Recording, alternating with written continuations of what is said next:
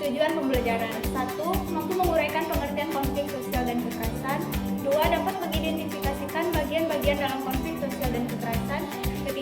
Dapat mengetahui bagaimana cara pengendalian konflik sosial dan kekerasan. 4. Dapat mengetahui perbedaan antara konflik sosial dan kekerasan. Konflik sosial adalah tantangan anggota masyarakat yang bersifat menyeluruh dalam kehidupan.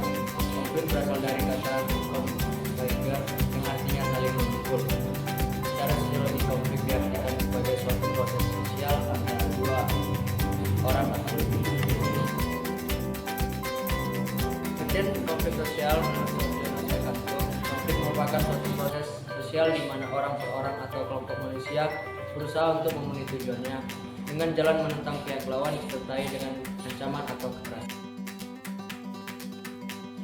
Situasi-situasi pemicu konflik. Yang pertama adalah konflik dengan orang tua sendiri, yang kedua konflik dengan anak sendiri, yang ketiga adalah konflik dengan sanak sendiri, yang keempat adalah konflik dengan orang lain, yang kelima adalah konflik dengan suami atau istri, yang keenam adalah konflik sekolah, yang ketujuh adalah konflik pemilihan pekerjaan, yang ke-8 adalah konflik agama, yang ke-9 adalah konflik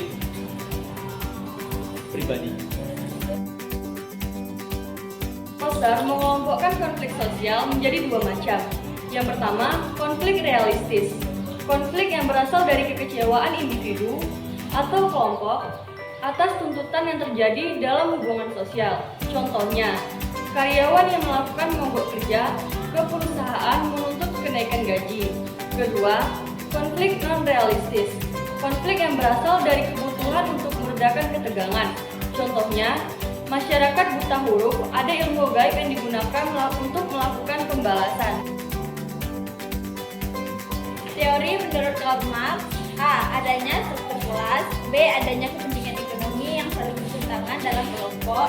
C. Adanya pengaruh yang besar dilihat dari kelas ekonomi terhadap gaya hidup seseorang. D. Adanya berbagai pengaruh dari konflik kelas dalam menimbulkan perubahan struktur sosial. Dampak positif konflik: 1. Penyesuaian kembali nilai dan norma. 2. Dapat memunculkan kompromi baru. 3. Memperjelas aspek kehidupan yang belum jelas. 4. Mendamaikan kelompok-kelompok yang bersaing. 5. Mendorong suatu kelompok untuk mencari nilai-nilai dasar. Dampak negatif konflik: 1. Perubahan kepribadian. 2. Perpecahan. 3. Permusuhan. 4. Kekerasan. 5. Jatuhnya korban.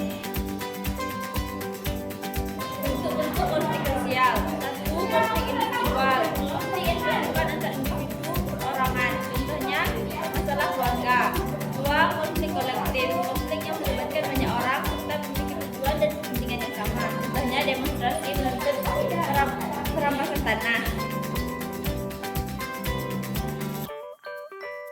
Menurut Foster, ada 3 faktor yang mempengaruhi lama tidaknya suatu konflik. Pertama adalah luas tidaknya tujuan konflik.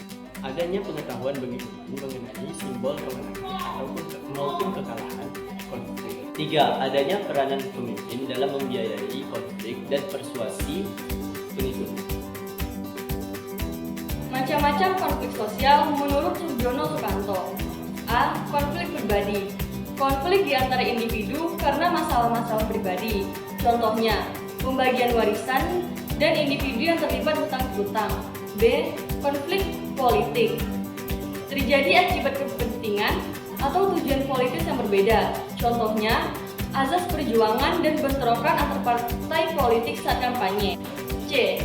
Konflik rasial. Terjadi di antara kelompok ras yang berbeda antara kepentingan dan kebudayaan. Contohnya, politik apartheid yang diterapkan di Afrika Selatan. D. Konflik antar kelas sosial. Konflik yang muncul karena adanya kepentingan antar kelas-kelas yang ada dalam masyarakat. Contohnya, karyawan pabrik dengan pemilik perusahaan yang menuntut kenaikan gaji. E. Konflik internasional. Pertentangan yang melibatkan beberapa negara karena adanya perbedaan kepentingan. Contohnya yaitu Perang Dunia yang Kedua. Faktor-faktor penyebab konflik sosial. Yang pertama adalah perbedaan individu. Yang kedua, perbedaan latar belakang kebudayaan. Yang ketiga adalah perbedaan kepentingan. Yang keempat adalah perubahan nilai yang cepat. Pengertian resolusi konflik, yaitu cara individu untuk menyelesaikan masalah yang sedang dihadapi dengan individu lain. Macam-macam kemampuan untuk menemukan inisiatif resolusi konflik. 1. Kemampuan orientasi. 2. Kemampuan persepsi. 3. Kemampuan emosi. 4. Kemampuan komunikasi. 5. Kemampuan berpikir kritis. Pengertian kekerasan. Kekerasan yaitu setiap perbuatan penyalahgunaan kekuatan fisik dengan atau tanpa menggunakan sarana secara melawan hukum dan menimbulkan bahaya bagi badan, nyawa, kemerdekaan orang, termasuk menjadikan orang pingsan atau tidak bernyawa. Teori-teori kekerasan. 1. Teori faktor individual. Agresivitas yang dilakukan individu sengaja atau tidak dan perilaku kekerasan yang dilakukan bersama orang lain.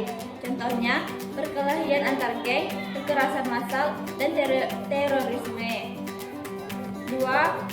Faktor kelompok, yaitu individu membentuk kelompok dan tiap-tiap kelompok memiliki identitas kelompok. Contohnya, kekerasan antar penduduk Palestina dengan tentara Israel. Macam-macam kekerasan. A. Berdasarkan bentuknya. 1. Kekerasan fisik. Kekerasan nyata yang dapat dilihat dan dirasakan oleh tubuh. Misalnya, penganiayaan, pemukulan, pembunuhan. 2. Kekerasan struktural. Dilakukan oleh individu atau kelompok dengan menggunakan sistem, hukum, ekonomi, atau tata kebiasaan yang ada di masyarakat. Misalnya, hilangnya rumah warga karena lumpur panas di Lapindo Sidoarjo, Jawa Timur. 3. Kekerasan psikologis. Kekerasan yang ditunjukkan pada rohani atau jiwa. Misalnya, kebohongan, ancaman, dan tekanan. B. Berdasarkan pelakunya. 1. Kekerasan individu. Kekerasan yang dilakukan oleh individu kepada individu lain.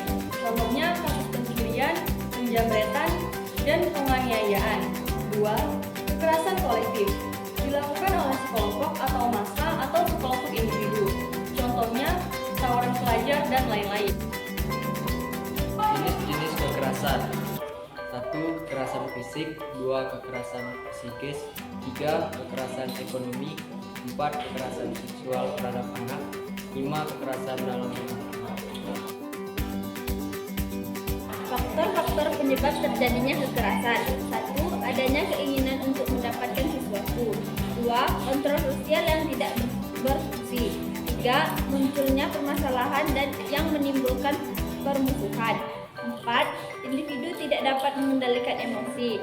5. Adanya prasangka buruk terhadap pihak lain. Dampak negatif kekerasan. 1. Membuat trauma. 2. Perubahan kepribadian individu. 3. Menyebabkan depresi. 4. Menyebabkan sakit fisik. 5. Bisa membuat individu ingin mengakhiri hidup.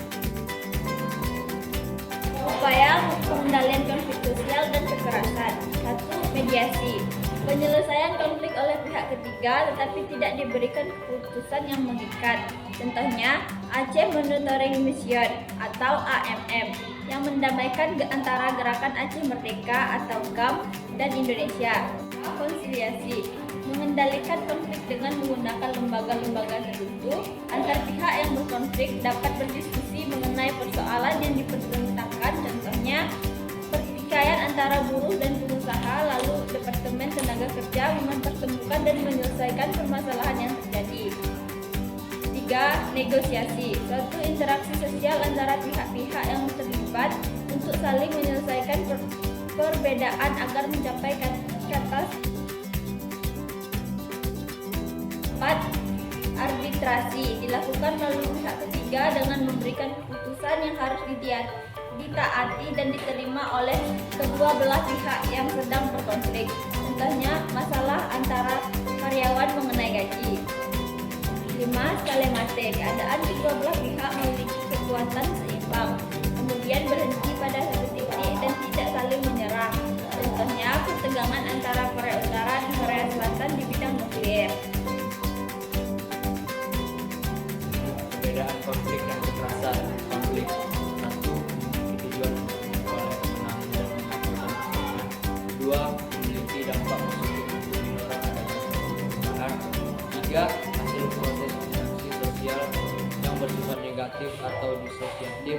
Kekerasan, 1. Tidak memiliki tujuan dan hanya didorong oleh hasrat atau keinginan sesaat. 2. Kedestruktifannya meningkat seiring dengan perkembangan peradaban. 3. Agresi jahat yang tidak